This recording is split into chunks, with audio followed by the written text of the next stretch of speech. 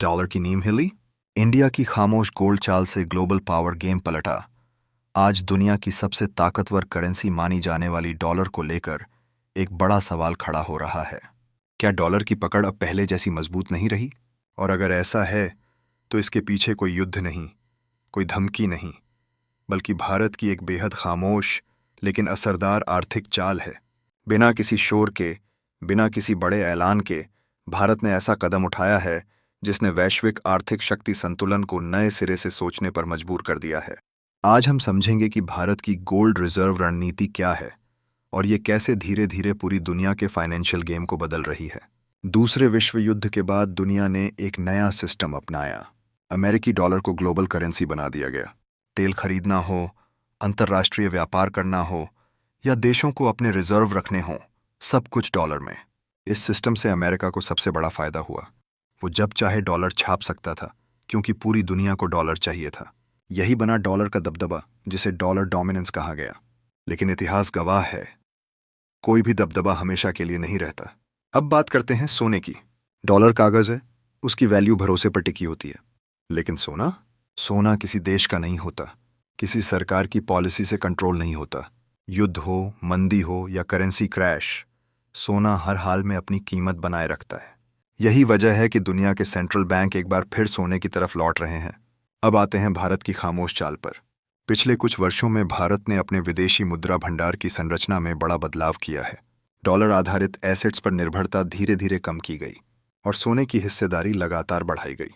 ना कोई हेडलाइन बनी, ना कोई हंगामा हुआ, लेकिन आंकड़े साफ बता रहे हैं कि भारत ने रणनीतिक स्तर पर सोने को प्राथमिकता दी है। इसका सीधा मतलब है, भारत अब सिर्फ डॉलर पर आधारित सिस्टम के भरोसे नहीं रहना चाहता।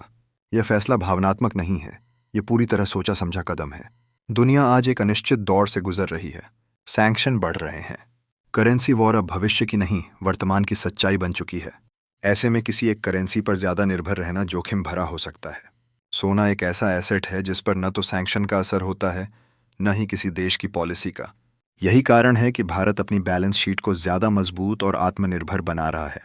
और भारत इस रास्ते पर अकेला नहीं है। चीन, रूस और कई दूसरे देश भी तेजी से सोना खरीद रहे हैं।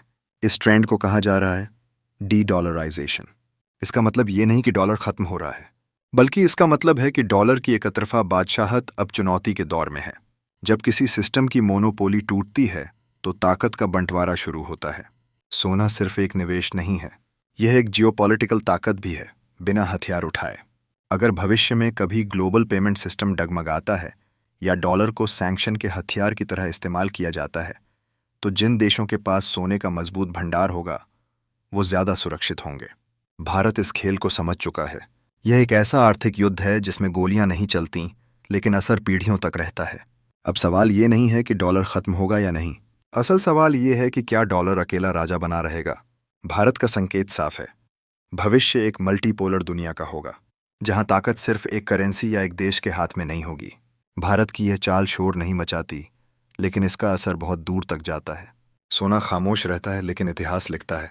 अगर आप आज की दुनिया को समझना चाहते हैं तो इन खामोश फैसलों को नज़रअंदाज नहीं कर सकते।